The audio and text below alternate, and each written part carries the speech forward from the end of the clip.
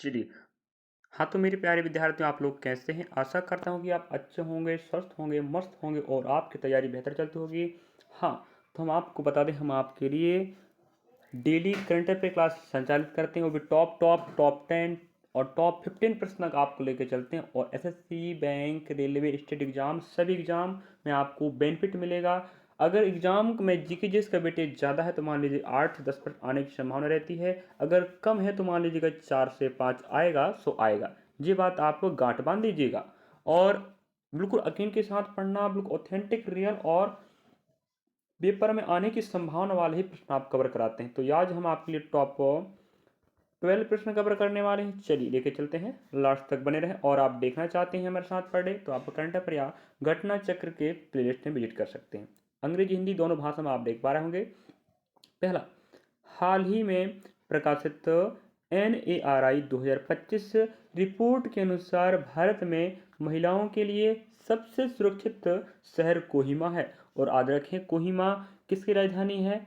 आप comment section में ज़रूर कमेंट कीजिएगा। अगर आप भारत के रहने वाले हैं, किसी भी राज्य के हैं और आप हमें कहाँ से देख रहे हैं, ये बात के लिए भी आप कमेंट सेक्शन कमेंट करें और बताएं। कोहिमा एक ऐसा शहर है जो भारत में सबसे अधिक सुरक्षित महिलाएं हैं यहाँ पर। मतलब ऐसा मान लीजिएगा, इस शहर में महिलाओं से संबंधित अपराध, छेड़खानी वाले, बलात्कार वाले, गैंगरेप वाले या अन्य मामले की बात करें, यहाँ बहुत कम है। इसलिए इसको कहा गया है कि ये भारत का सबसे सुरक्षित शहर है। अब बताओ, ऐसा प्रश्न नहीं पूछेगा करंट अफेयर के रूप में तो क्या पूछेगा, है कि नहीं? अंग्रेजी हिंदी दोनों भाषा में आप देख पा रहे होंगे। चलिए, हम हिंदी में पढ़ा रहे हैं, आप अंग्रेजी में सुन और सॉरी देख सकते हैं। हाल ही में पंजाब नेशनल बैंक ने उद्यमिता को बढ़ावा देने हेतु नई दिल्ली में स्टार्टअप केंद्रित शाखा का उद्घाटन किया है। तो याद रखें, पंजाब नेशनल बैंक ने उद्यमिता को बढ़ाने के लिए नई दिल्ली में स्टार्टअप केंद्रित शाखा का उद्घाटन किया है। पूछ लेगा कौन सी बैंक ने किया है, किस लिए किया है, कहाँ पर किया है कि नहीं? चलिए नेक्स्ट प्रश्न आपके समक्ष। हाल ही में दक्षिण कोरिया ने स्कूली कक्षाओं में स्मार्टफोन के इस्तेमाल पर प्रतिबंध लगाने वाला कानून पारित किया है। और ये मेरे ख्याल से हमारे भारत में भी होनी चाहिए, क्योंकि इससे बच्चों की मानसिकता और बच्चों की पढ़ाई पर बहुत बुरा असर पड़ रहा है कि बच्चे मोबाइल में लत में लगे हुए हैं, इस्तेमाल कर रहे हैं, पढ़ नहीं पा रहे हैं। और इसमें फिर क्या होगा, आगामी समय में बच्चों का मानसिकता और उनकी जो मेंटेलिटी है और उनकी जो पढ़ाई है, अपने आप हमें साफ झलक दिखाई देगी, वो कितने विकलांग होंगे मानसिक रूप से। चलिए, तो दक्षिण कोरिया याद रखिएगा, दक्षिण कोरिया ने स्कूल में स्मार्टफोन मतलब मोबाइल फ़ोन अब इस्तेमाल नहीं होगा, ये काम कर दिया है और कानून बना दिया है। यही कानून भारत में बननी चाहिए। आपकी क्या राय है? कमेंट से कमेंट करें। नेक्स्ट, रक्षा सहयोग पर भारत सऊदी अरब संयुक्त समिति की 7वीं बैठक नई दिल्ली में आयोजित हुई। ये भी अच्छी बात है, क्योंकि देखो, यहाँ पर आपको अंतर्राष्ट्रीय, राष्ट्रीय, राजकीय और सामाजिक, सांस्कृतिक, खेल, साहित्य, समझौते, बैठक, सब लेवल के प्रश्न आपको मिलेगा। तो रक्षा सहयोग पर सऊदी अरब, भारत, सऊदी अरब और सऊदी अरब संयुक्त समिति की 7वीं बैठक हुई है। ये भारत के नई दिल्ली में आयोजित किया गया था। नेक्स्ट, वर्ष 2024-25 में अफ्रीका के साथ भारत का द्विपक्षीय व्यापार 90 अरब डॉलर के आंकड़े को पार कर गया है। तो याद रखें, 2024-25 में भारत और जो अफ्रीका है, दोनों के बीच में जो द्विपक्षीय व्यापार हो रहा था, उसमें व्यापार के लिए जो आंकड़ा है 90 अरब डॉलर पार कर गया है। इतने का इन्वेस्ट हुआ है, मान लीजिएगा, भारत और आपके अफ्रीका के बीच में। चलिए, जो बहुत अच्छी बात है। अब ये मत सोचना कि ये पैसा नहीं पूछेगा, पूछ सकता है भाई। तो कितना डॉलर पार कर लिया? तो 90 अरब डॉलर। और किस किस देश के बीच की बात हो रही? भारत और अफ्रीका के बीच में। नेक्स्ट प्रश्न आपके समक्ष है। भारत द्वारा थाईलैंड के साथ संयुक्त सैन्य अभ्यास मैत्री का 14वां संस्करण सितंबर 2025 में आयोजित किया जाएगा। ये भी याद रखें कि कौन कौन से देश में के बीच में मैत्री अभ्यास चलता है और कौन सा संस्करण चल रहा है। याद रखें, 14वां। तो भाई याद रखिएगा, भारत द्वारा थाईलैंड के साथ संयुक्त सैन्य अभ्यास जिसका नाम मैत्री है, इसका 14वां संस्करण सितंबर 2025 में आयोजित किया जाएगा। तो अभी तो आप समझ पा रहे होंगे। और आपको बता दें, वर्तमान में जो एग्ज़ाम चल रहे हैं, जिस भी एग्ज़ाम की बात करें उसमें करंट अफेयर पूछने की 100% गारंटी होती है। और आप तो खुद समझदार बच्चे पढ़े वाले, जो हम प्रश्न दिखा रहे हैं आप खुद कह पाएंगे कि सर क्या प्रश्न है भाई, आप देखो तो सही। भाई हम बेवकूफ़ नहीं हैं या आप उसे पढ़ाएं और हम गाली खाएं, नहीं ना। हाँ, हम भी चाहते हैं बच्चों को वही दे जो उनके लाभकारी हो, उनको सपोर्ट हो सके, पेपर में नंबर पका सकें और अपने लक्ष्य के प्रति अग्रसर हो सकें। चलिए, और आपके समक्ष है, ठीक है। तो थाईलैंड और भारत के बीच जो संयुक्त सैन्य अभ्यास चलता है जिसका नाम मैत्री है, जिसका 14वां संस्करण सितंबर 2025 में होने वाला है। नेक्स्ट, मध्य प्रदेश में 1 से 30 सितंबर तक नो हेलमेट नो फ्यूल विशेष अभियान चलाया जाएगा। तो याद रखिएगा, 1 से 30 सितंबर तक की बात हो रही मध्य प्रदेश में।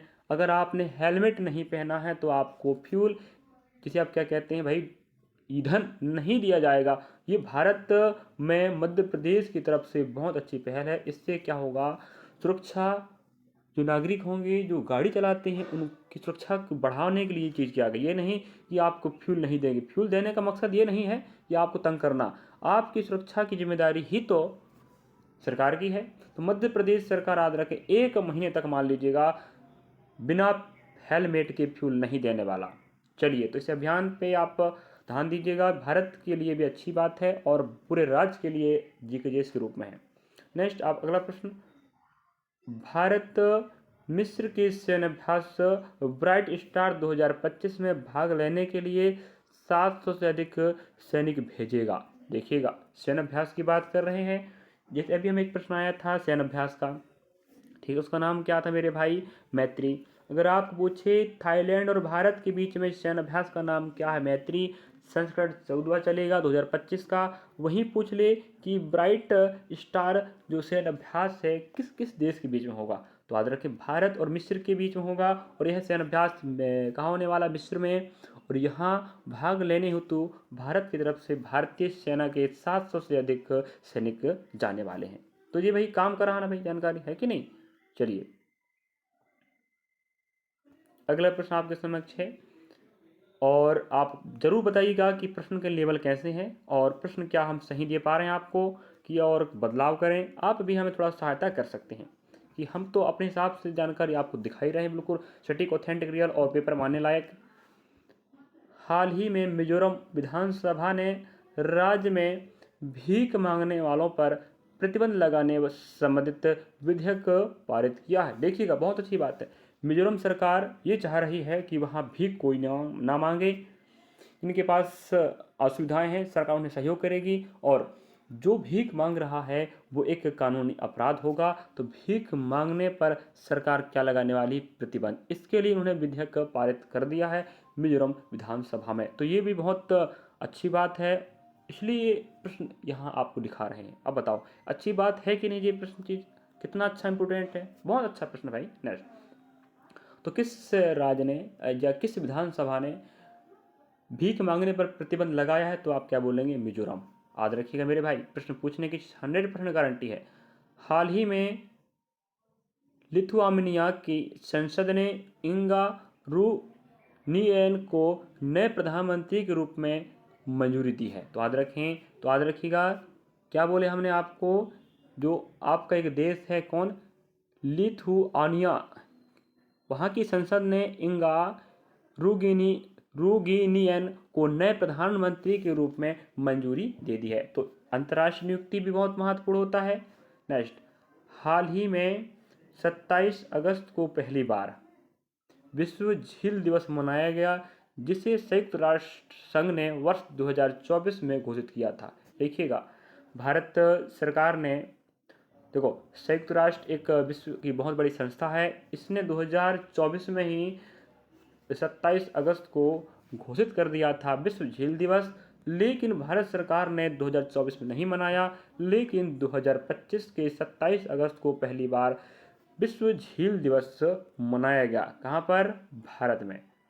चलिए, और पूरे देश में भाई, भारत की बात करें, देश की बात करें, चलिए नेक्स्ट प्रश्न आप देख पा रहे होंगे, हाल ही में बिहार के राजगीर शहर में पुरुष हॉकी एशिया कप 2025 का शुभारंभ हुआ है। तो ये भी बहुत अच्छा फैक्ट रहा कि भाई बिहार के एक शहर का नाम राजगीर है, यहीं पर पुरुष हॉकी का एशिया कप, समझे क्या बोल रहे हैं हम, एशिया कप की बात कर रहे हैं पुरुष स्तर का। तो पुरुष हॉकी एशिया कप 2025 का शुभारंभ भारत में हुआ है और भारत के बिहार में हुआ, बिहार के राजगीर में। तो भारत के लिए अच्छी बात है और भारत के लिए प्रश्न बनने की 100% गारंटी है।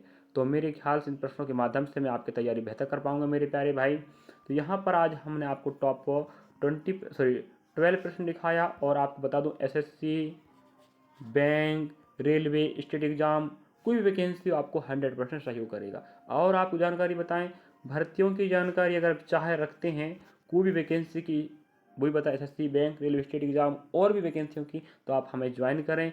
हमारे चैनल पे आपको 100% ऑथेंटिक जानकारी मिलेगी, कौन सी भर्ती कब आएगी और कितने पद आ रहे हैं, क्या क्या जानकारी बताना होता है, आपको पता है क्या क्या लगता है जानकारी ग्रुप में, पूरा जानकारी। और साथ में अगर आप एमपी आबकारी की तैयारी कर रहे हैं तो आप हमारे साथ ज्वाइन करें। मैथ्स की रीजनिंग क्लास पर डे लग रही है और बिल्कुल पीवाई की सीरीज चल रहा है। आप हमारे चैनल की प्लेलिस्ट एमपी आबकारी आरक्षक 2025-26 पीवाई की कक्षा पर जाकर देख सकते हैं। और जीके जे साइंस हमने 2023 भर्ती का पूरा पढ़ा दिया, 23-24 का। वहीं अगर आप 12th लेवल एनटीपीसी की तैयारी कर रहे हैं तो भी ज्वाइन कर लें हमें, क्योंकि हम एनालिसिस चला रहे हैं, एग्ज़ाम चल रहा है उसका, मैथ्स का और रीजनिंग का, बहुत शानदार तरीके से आप हमारे चैनल के playlist analysis RRB NTPC 12th level CBT exam पे जाके देख सकते हैं। चलो यहाँ पर जानकारी के साथ हमने करंट अफेयर पढ़ाया, तो आप करंट अफेयर या घटना चक्र पे आप जाके हमें daily current affair class attend कर सकते हैं। और प्रश्न किस लेवल के हैं आप जरूर कमेंट करके बताना। और वीडियो कैसा लगा मेरे भाई, लाइक करें, सब्सक्राइब करें, शेयर करें और कमेंट सेक्शन में ना भूलें वीडियो के बारे में। और जानकारी आपको क्या लगता है कि इस प्रकार प्रश्न आएंगे या नहीं आएंगे, जरूर कमेंट करना और भी हम बेहतर करने का प्रयास करते रहेंगे। बस आपका सपोर्ट हमारा हौसला बढ़ा रहा है।